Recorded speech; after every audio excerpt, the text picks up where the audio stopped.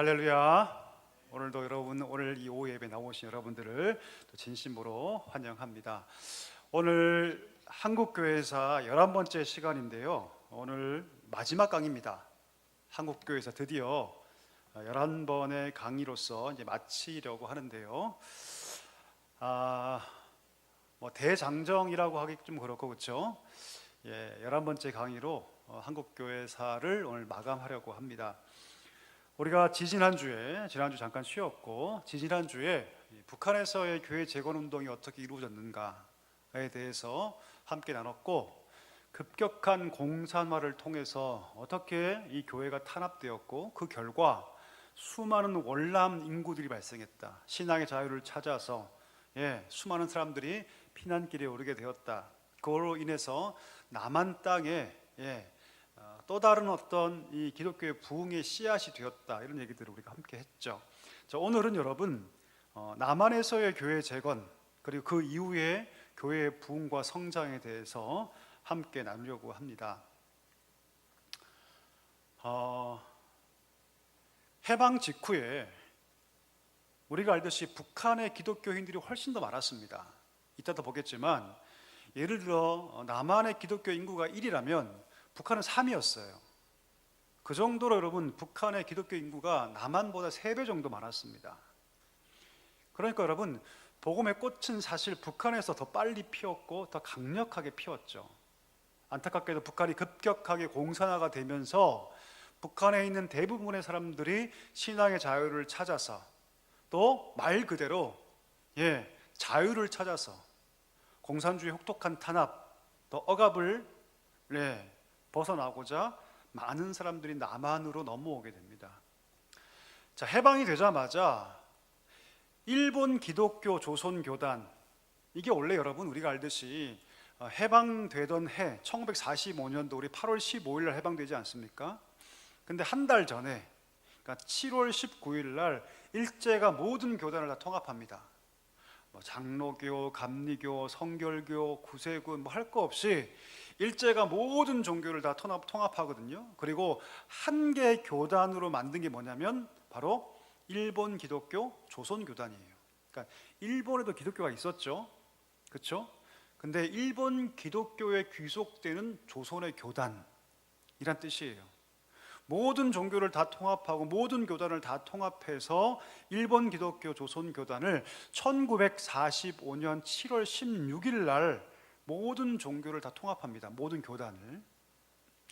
그리고 한 달 만에 해방되는 거예요. 한 달 만에 해방이 됩니다.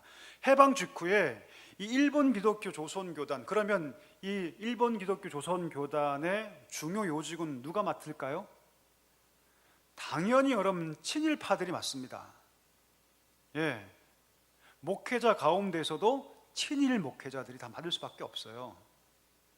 일제 부역해야 되기 때문에 적극적으로 일본을 옹호하고 적극적으로 국민들을 황국 신민화 시키려고 했던 사람들, 심지어 교회조차도 일제의 도구로 쓰려고 했던 그런 사람들이 일본 기독교 조선교단의 주요 요직에 다 하고 있었는데, 해방이 되자마자 이들이 자기의 그 위치를 그대로 고수하기 위해서 45년 9월 8일, 그러니까 해방 직후 한 달도 채 되지 않아서 남부대회, 그러니까 조선 남쪽이죠, 남부대회란 이름으로 교단 대회를 소집합니다. 왜 했을까요?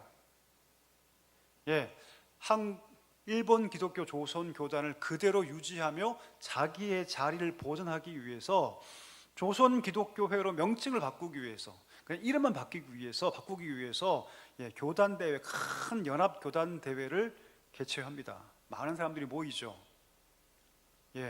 200명에 가까운 사람들이 모여서 교단 대회에 참여하는데, 이때 대부분이 반대합니다. 이것은 이름만 바꾸는 것이다.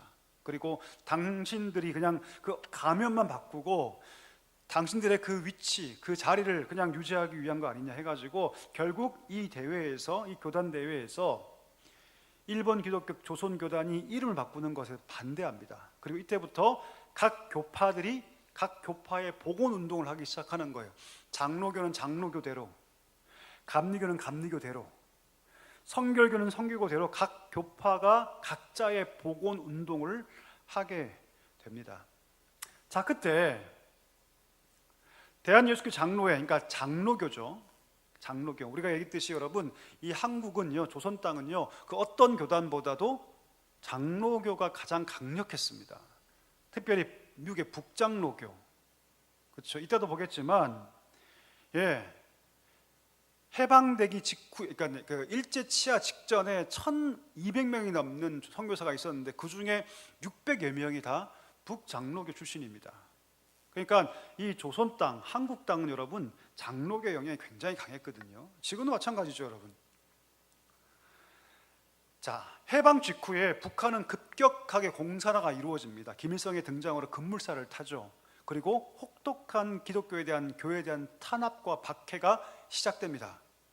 그래서 남북이 통일된 총회가 아니라 남한만이라도, 이미 북한은 공산화되고 있고 공산 정권의 중요 정책이 반기독교적인 정책이니 북한을 제외하고 남한만이라도 총회를 재건해야 한다는 목소리가 커지기 시작해요.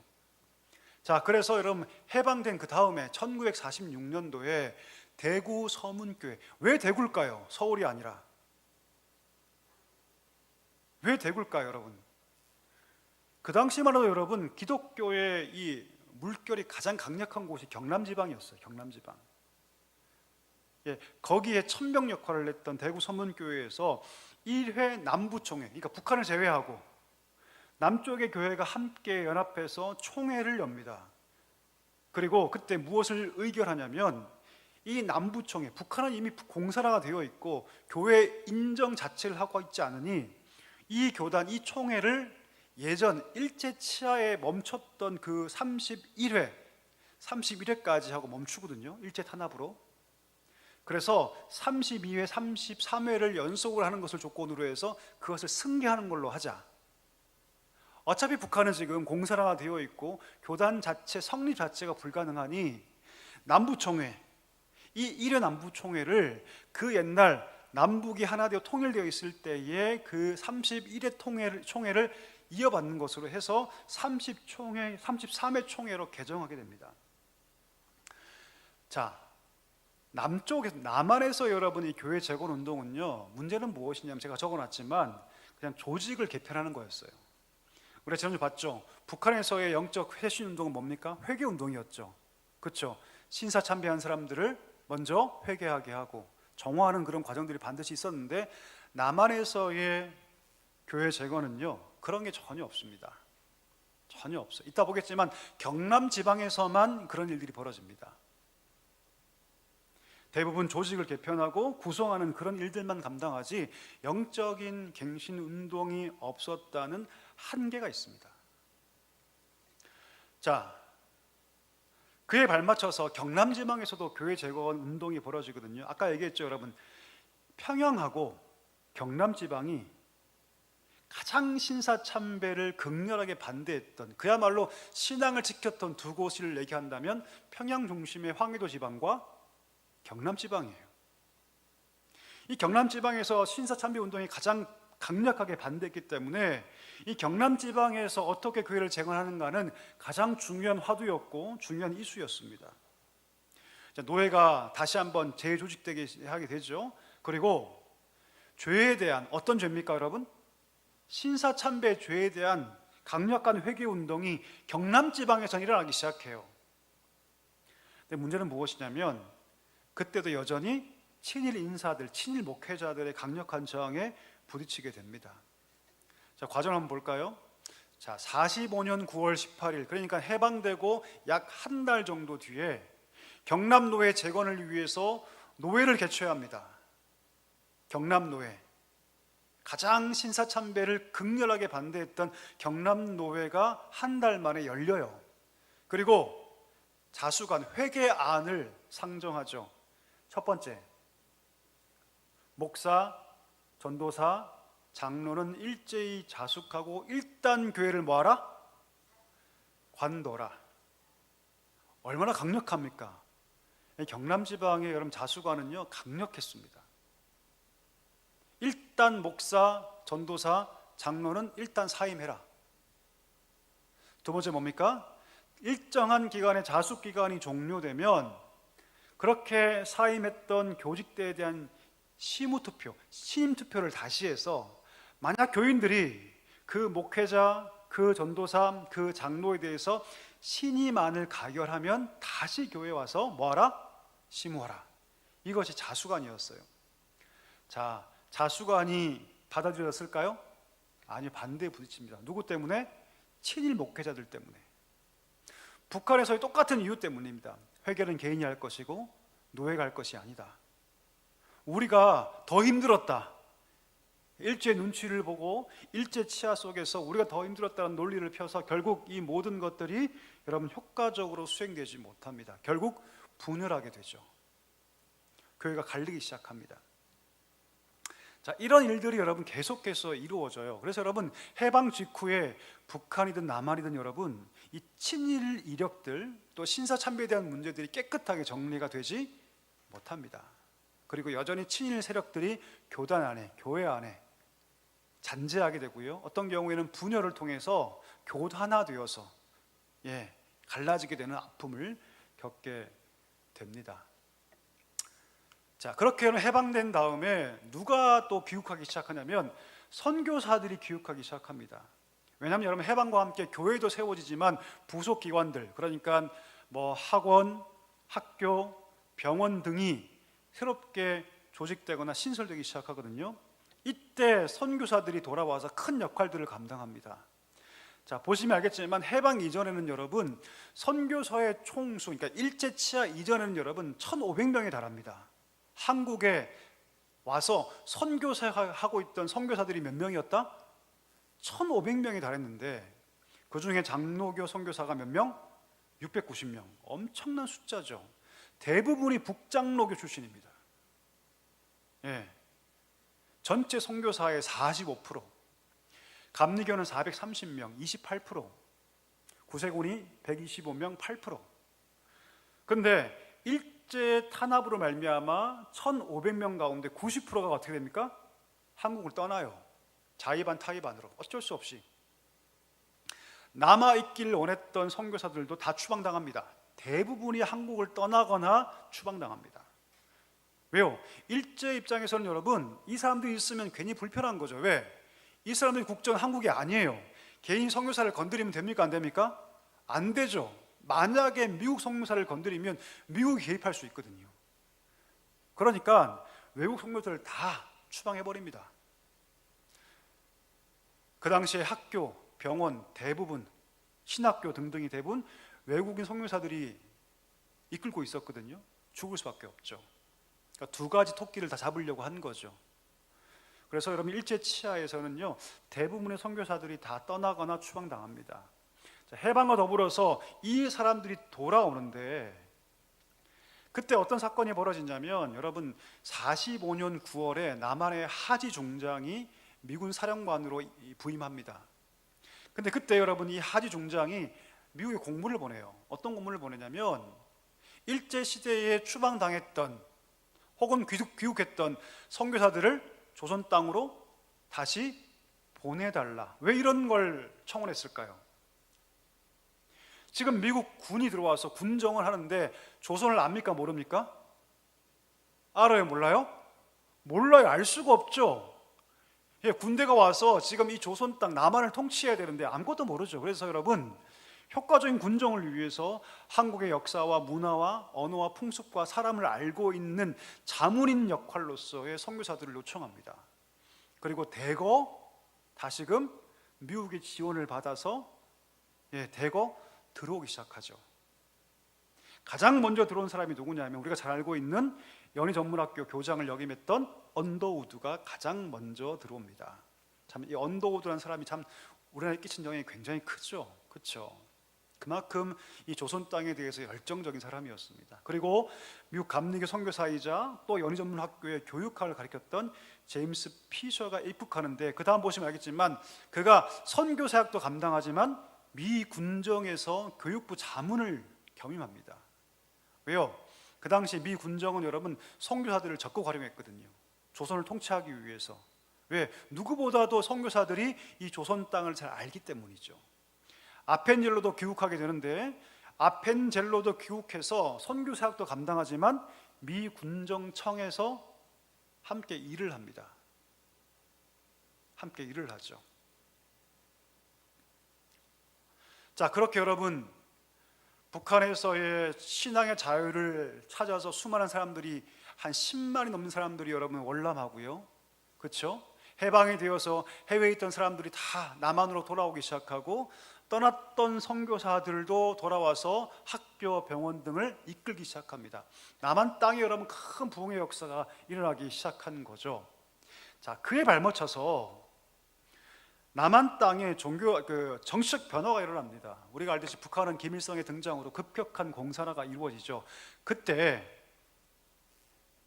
상해 임시정부를 이끌었던 많은 리더들이 다양한 정치적인 색깔로 다 갈라지기 시작합니다. 우리가 알고 있는 김구, 여운형 이런 분들은 민족주의자들이죠. 이들은 여러분 북한, 남한이 통일되기를 바랬어요. 통일되기를 바랬습니다. 이것은 현실적으로 불가능했거든요. 왜? 이미 소련이 북으로 진군해 있었고, 그렇죠? 현실적으로 통일국가를 이룬다는 것은 거의 불가능에 가까웠습니다. 이미 소련이 김일성을 앞세워서 북한을 공산화하기 위해서 이미 그 다음이었던 1946년도에 이미 인민회의를 구성해서 자치정부를 수립했어요. 벌써, 그렇죠? 수립했습니다. 그리고 이미 소련과 미군의 분할 통치가 이루어진 상태에서 김구 선생님이 꿈꿨던 통일국가는 사실은 여러분 엄밀히 말하면 그 당시 상황에서는 불가능에 가까웠습니다. 불가능한 일이었죠, 사실은요. 물론 1948년도에 김일성 초대를 받아서 김구가 가서 설득하기 위한 노력을 했지만 그것 또한 사실 요식행위였고, 사실은 통일국가가 된다는 것은 그 당시 상황에서는요 말 그대로 이상이었습니다. 꿈이었죠, 꿈. 불가능에 가까웠습니다. 자, 그때 누가 등장하냐면 이승만이라는 사람이 등장하기 시작하죠. 이승만 여러분 잘 알죠? 예, 이승만. 우리가 알듯이 여러분 이승만이 원래 상해 임시정부 1919년도, 그러니까 3.1운동 직후에 세워진 상해 임시정부의 초대 대통령입니다. 우리가 알듯이. 6년 만에 여러분 임시정부에서 나오게 되는데 그 이유가 무엇이냐면, 사실 이승만은 여러분 항일 무력 투쟁을 바라지 않아요. 그러니까 김구나 우리가 알고 있는 안중근 이런 사람들은 여러분 항일 무력 투쟁을 더 중요하게 여깁니다. 우리가 군대를 조직하고 힘을 기울여서 무력으로 정항해야 한다라고 느꼈죠. 이게 상해 임시정부의 가장 중요한 항일 방향이었습니다. 근데 이승만은 그렇지 않죠. 이승만은 여러분 외교적인 방법을 통해서 일제를 몰아내야 한다. 어차피 우리 힘은 한계가 있고 우리의 군사력 한계가 있으니 전 세계의 여론과 대표적으로는 누구? 미국의 힘을 빌어서 일제가 떠날 수 있도록 해야 한다는 것이 이승만의 방향이었어요. 그래서 여러분 6년 정도는 동거를 하죠. 상해 임시정부에서. 이승만이 초대 대통령이 되고 그 밑에 김구가 있는데 그 안에 첨예한 갈등이 발생합니다. 그리고 6년 만에 이승만 전 대통령이 나오게 되죠. 그리고 우리가 알듯이 자기 하와이로 가게 됩니다. 거기서 이제 외교적인 노력들을 하게 되는데, 그래서 그럼 이승만은요 미국으로 볼 때는 굉장히 친근한 사람이에요. 예, 외교적인 방법을 통해서 항일 운동을 한 사람이 바로 이 이승만 전 대통령이라고 할 수 있죠. 김구 등등은 여러분 항일 무력 투쟁을 해야 한다고 믿었던 사람입니다. 우리가 알듯이 저격 사건, 폭탄 테러 사건들을 다 김구가 주도를 하죠. 1920년도부터 20년도 중반부터 한 20년간 해방될 때까지 상해 임시정부를 이끌게 됩니다. 김구 또한 기독교 신자였지만 김구가 가지고 있는 건 뭐냐면 그도 여러분 공산주의를 반대합니다. 왜? 공산주의 가지고 있는 이 전체주의나 또 무력, 탄압 이런 것들 다 반대하는데, 문제는 무엇이냐면 너무나 민족의 통일 혹은 민족주의자로서의 민족의 통일을 바랐기 때문에, 이상주의자였기 때문에 그 당시 정말 밀물처럼 밀려오는 이 공산주의 세력에 대해서 온건한 태도를 취합니다. 온건한 태도를 취해요. 예, 어떤 이념보다 지금 이 민족은 민족이 통일되어야 한다는 게 더 중요하고 생각한 거예요. 근데 사실 그 당시의 상황에서는 그것은 굉장히 이상적인 결정이었죠. 그래서 결국 이 김구 선생님은요, 소련과 미국 그 어느에게도 환영받지 못합니다. 사실은요, 철저하게 정치적으로 고립돼 버리죠. 그 당시의 상황은 그건 굉장히 이상적인 것입니다. 이미 소련은 북한에 주둔해 있었고 김일성을 앞세워서 공산주의, 이미 양 이념 체제가, 양국이 이미 전 세계적 확장을 시도하는 그런 시대였기 때문에 누가 이 땅을 먹느냐가 가장 중요한 문제였어요, 여러분.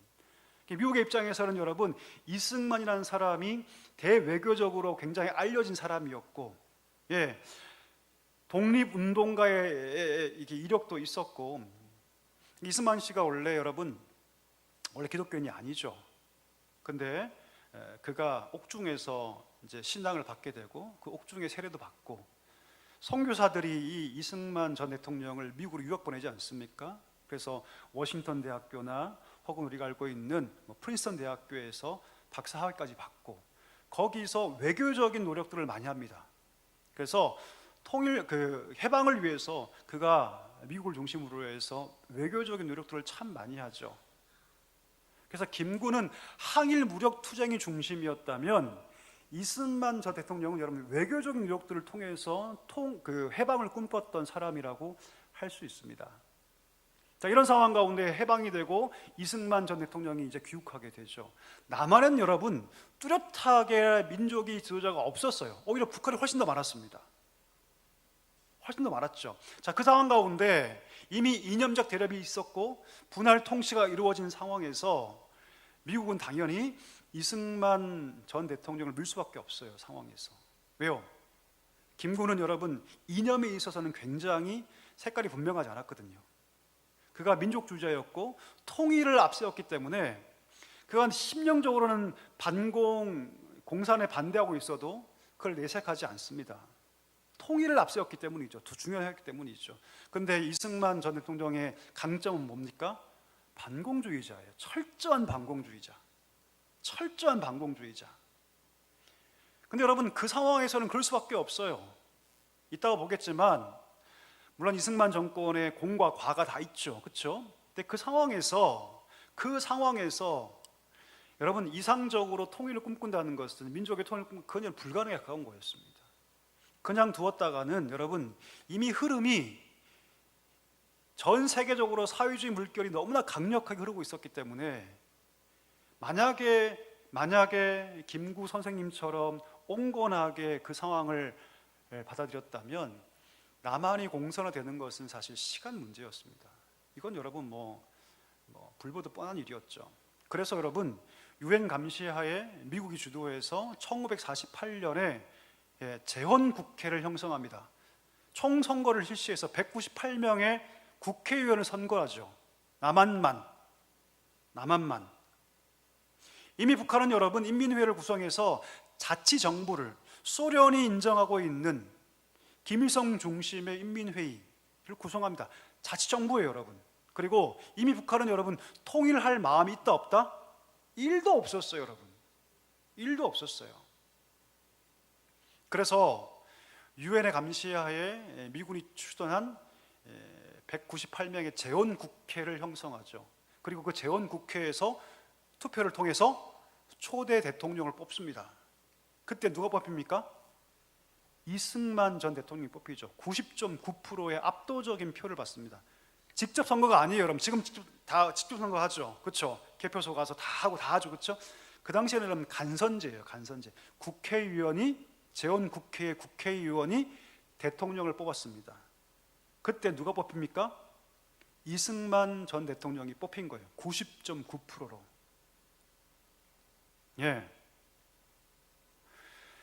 그리고 제가 적어놨지만 32차 본회의에서 선거가 실시되고 이승만 박사가 초대 대통령으로 선출되죠. 그리고 48년 8월 15일, 그러니까 우리가 해방된 지 3년 만에 대한민국 정부 수립이 선포되고 그해 파리에서 개최된 유엔 총회에서 찬성 41표 반대 6표라는 절대 다수로 유엔 총회에서 대한민국 정부가 한국에 있어서의, 북한이 아니라 한국에 있어서의 유일한 합법 정부라는 결의를 통과시킵니다. 일련의 모든 과정을 보면, 일련의 모든 과정을 보면 저는 그렇게 생각해요. 물론 이승만 정권에 대한 이 평가가 너무 극과 극이죠, 그렇죠? 근데 하나님이 이 남한 땅을 지키신 과정이었다고 저는 믿습니다. 왜냐하면 이따도 보겠지만 이승만의 정권은 공과가가 분명합니다. 이승만 하면 우리가 부정적으로 평가한 게 무엇입니까? 반민주 이력이죠. 반민주 이력. 하지만 그 당시 공산주의, 사회주의와 민주주의가 첨예하게 대립하고 미국과 소련이 양적 팽창을 하고 있고 전쟁이 끝나고 해방 직후에 혼란한 이 조선 땅의 사회에서 민족이 하나로 통일되는 국가를 세우는 것은 거의 불가능에 가깝고, 그렇죠? 그 상황 가운데서 이승만 초대 대통령이 세워진 것은 그것 또한 하나님의 은혜였다 저는 믿습니다. 자, 그럼 공이 뭘까요? 공. 이승만 정권의 공. 공은 누가 뭐라 해도 여러분 자유민주 체제를 확립하고 반공 노선을 취한 거예요. 이게 그 당시에는 여러분 가장 중요했습니다. 왜요? 자, 밑에 글을 적어놨죠. 46년 8월 달에 미 군정이 조사하거든요. 귀하가 찬성하는 것은 어느 것입니라고 할 때 8,453명 가운데 70%에 해당하는 사람이 뭘 찬성했다? 사회주의를 찬성합니다. 그리고 77%에 해당하는 사람이 공산주의를 찬성합니다. 그러니까 전체 인구의 77%가 뭘 지지하고 있었다? 남한에서도 사회주의 내지 공산주의를 여러분 지지하고 있었습니다. 자본주의를 택한 사람은 여러분 14%에 불과했습니다. 그러니까 만약에 김구식으로 이상주의에 따라서 남북한 통일을 추진하고 이념적인 것들에 대해서 뒤로 하고 그냥 우린 통일돼야 한다고 했다면 아마 남북한을 합쳐서 조선 땅은 아마도 사회주의와 공산주의가 될 것이 분명합니다. 저는 그렇게 예측합니다. 그때 물론 미군이 평소에 그 일제시대에 외교적인 어떤 항일 운동을 해서 이 이승만 전 박사가 여러분 알려지기도 했고, 그리고 이승만 박사를 세운 가장 중요한 이유는 이 반공주의 노선 때문입니다. 반공주의 노선. 그리고 그것이 그 당시에 가장 중요한 점이었죠. 결국 여러분 6.25 전쟁 터지기 전까지 신앙의 자유 혹은 삶의 자유를 찾아서 월남한 인구가 100만 명, 어마어마한 숫자죠 여러분. 어마어마한 숫자가 신앙의 자유를 찾고 또 삶의 자유를 찾아서 월남하게 되는데, 이들이 남한에서의 반공주의 노선을 강화시킵니다. 그러니까 이런 사회 분위기와 함께 이승만 전 박사가 가지고 있던 이 반공주의 노선이 함께 간 거죠. 그리고 그 이면에 뭐가 깔려 있냐면 기독교 신앙이 깔려 있었습니다. 사실은 함께 갔던 것이죠. 그래서 여러분 이승만 박사가 당선된 것은 기독교 교회의 절대적인 지지가 아주 강했습니다. 그럼 관은 뭘까요? 공이 이런 거라면 관은 뭘까요? 통일국가 건설을 저해했다. 근데 여러분 사실상 그 당시에 통일국가를 세운다는 것은 거의 불가능에 가까웠습니다. 그건 정말 이상이었어요. 그건 불가능한 일이었습니다. 그대로 가다가는 여러분 남한과 북한 모두가 공산화 혹은 사회주의화 될 것이 불보듯 뻔한 일이었어요, 여러분. 이거는 거의 사실 불가능에 가까웠습니다. 자, 과는 사실 그래서 민주주의 발달을 저해했다. 이것은 여러분 과가 맞죠. 그렇죠? 우리가 알듯이 그가 초대 대통령이 됩니다. 간선을 통해서, 직선이 아니라 간선을 통해서 198명의 재원 국회의원을 통해서 그가 90% 이상의 득표를 얻고 1대 대통령이 당선되는데, 문제는 뭡니까 여러분? 장기 집권의 욕심을 갖기 시작합니다. 그리고 2차 개헌, 우리가 알듯이 간선제에서 직선제로 바꾸는 2차 개헌을 그가 하죠. 문제는 그걸 반대하는 모든 자들을 공산주의자로 몰아서 혹독하게 탄압합니다. 또 우리 4.4.5입 개헌이라고 들어보셨죠? 그렇죠? 예, 장기 집권을 위해서 개헌을 하는데 사실 부결되거든요. 근데 그거를 숫자 노름하면서 뭐 5분의 4, 4분의 5 바꿔가지고 4.4.5입 개헌을 하죠. 결국 통과시킵니다. 그리고 모든 반대자들을 다 반공주의자로 몰아서 혹독하게 탄압합니다. 3.15 부정선거, 그렇죠? 네 번째 당선된 이후에 부통령을 세우기 위해서, 이기붕을 세우기 위해서 3.15 부정선거를 저지르죠. 예, 종이를 조작하고 등등. 많은 여러분 반민주 이력을 갖고 있습니다. 사실은요. 자, 그걸 떠나서 이 두 가지를 다 같이 볼 수 있어야 한다는 것이죠. 어쨌든 간에 큰 틀에서 보면 만약 그때 김구가 추구했던 어떤 통일 중심의 어떤 전략이었다면 사실 남한도 사회주의와 공산주의화 될 것은 굉장히 뻔했다. 저는 그렇게 판단합니다. 사실은요. 그리고 그 당시에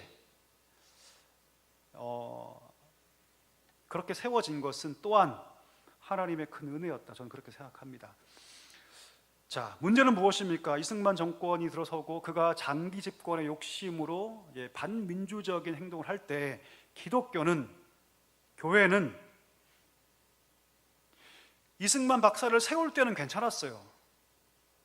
괜찮았는데 문제는 무엇이냐면 그 이후에도 교회는 옳은 소리를 내지 못합니다. 무조건적으로 갈채를 보내죠.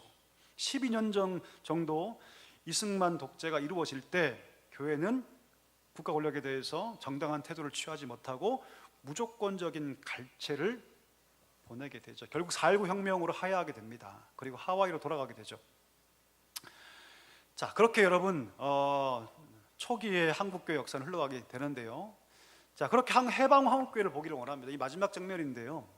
자, 해방 당시에 1945년 8월 15일 해방 당시에 남한 인구는 1588명입니다. 많지 않죠? 그런데 1년 만에 몇 명이 증가했다?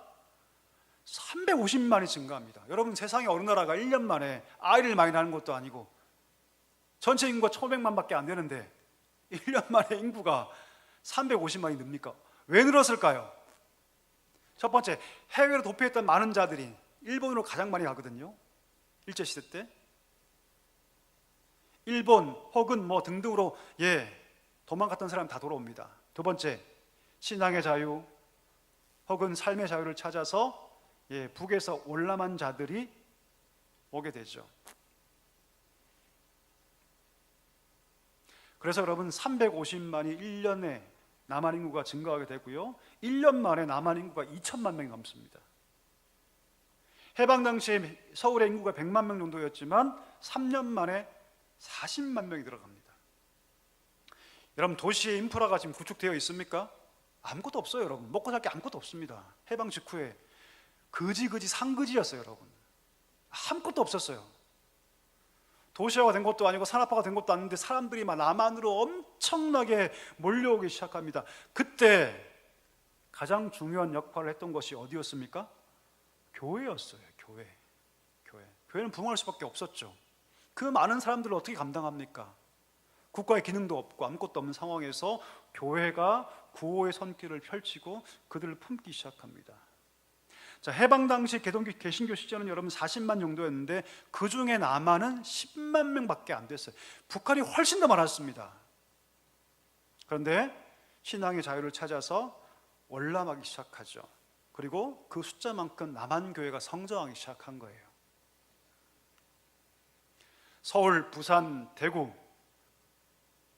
대도시 중심으로 귀국 동포들, 일제시대 때 떠났던 자들이 돌아오기 시작했고 월남했던 크리스찬들, 월남했던 성도들이 대도시 중심으로 먹고 살기 위해서 여러분 대도시 중심으로 정착하기 시작하는데 급속도로 그들이 이 어려움이 처했을 때 교회들이 그들을 품기 시작했고 교회들이 급속하게 성장하기 시작합니다. 대형교회, 제가 얘기했죠. 영락교회 얘기 들었죠, 그렇죠? 영락교회 대표적인 대형교회죠.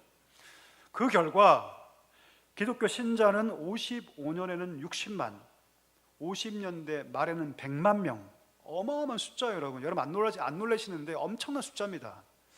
해방 후 15년 동안 연평균 25%씩 성장합니다. 엄청난 성장을 이루죠. 엄청난. 그리고 그 기독교인들 안에 한국의 엘리트 집단들이 대부분 다 있었습니다. 그리고 사회 지도층을 형성했죠. 해방부터 50년대까지 한국 사회 모든 영역에서 기독교가 주도권을 행사합니다. 미국 유학했던 엘리트 집단, 과거에 기독교 교육을 받았던 인물들이 사회 중요한 요직에 다 들어가서 중추 역할들을 다 감당하게 되죠. 그래서 여러분 해방 직후부터 근현대까지 교회는 폭발적으로 성장했습니다. 아까 얘기했듯이 연 20% 이상, 25% 이상 엄청난 성장을 이루었고 지금까지 오게 된 것입니다. 제가 고민이 많았어요. 한국 교회사를 그냥 끝까지 한번 해볼까, 지금까지 한번 해볼까 했는데 너무 시간이 오래 걸릴 것 같아서 여기까지만 하려고 합니다. 해방 직후까지만 하고요. 11번의 강의를 통해서 여러분 도움이 좀 되셨습니까? 다 기억은 안 나도 큰 흐름은 좀 잡히시죠? 그렇죠? 이 암울한 조선 땅에 하나님께서 선교사를 보내시고, 그렇죠? 불을 밝히시고 지금까지 인도하셨던 하나님의 걸음들을, 하나님의 역사를 아마 조금은 여러분들이 볼 수 있는 기회가 되지 않았을까 싶습니다. 잘 기억해 주셨으면 좋겠고요. 한국 교회사를 알면 이 땅을 하나님 얼마나 아끼셨는가, 얼마나 하나님께서 이 땅 가운데 은혜를 주셨는가를 알 수 있습니다. 그러면 지금 상황이 조금 어두워도 우리가 소망할 수 있죠. 왜? 하나님께서 특별히 이 마지막 때에 이 작은 나라, 특별히 이 남한, 그렇죠? 이 남한 땅을 얼마나 하나님께서 아끼셨는가를 알 수 있습니다. 그러면 우리가 소망할 수 있죠. 교회가 무너지고 있다, 사람이 떠나간다라고 얘기해도 그렇지 않습니다. 하나님 분명히 이 마지막 때에 지금까지도 남한을 사용하셨고, 그리고 앞으로도 결코 하나님께서 버리지 않으시고 저는 또 크게 쓰실 거라고 저는 믿습니다.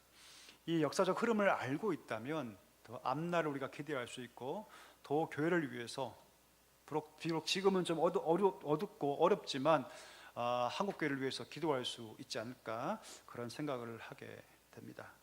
이제 몇 주 휴식을 좀 가지고요, 여러분. 예배는 계속 드릴 겁니다, 여러분. 제가 일반 설교를 할 거고 또 다른 방향으로 이제 한국 교회 사회를 했으니 우리가 잘 모르는 중세교회에서 좀 아십니까? 중세교회사 잘 모르시죠? 초대교회사 혹시 잘 아십니까? 잘 모르시죠? 그래서 기회가 되면 다른 역사 파트도 한번 다룰까 생각하고 있고요. 다양한 부분들을 좀 하려고 하고 있습니다. 그래서 많이 해주시고요. 또 배웠던 것들을 잘 머릿속에 기억해 주시면 감사하겠습니다.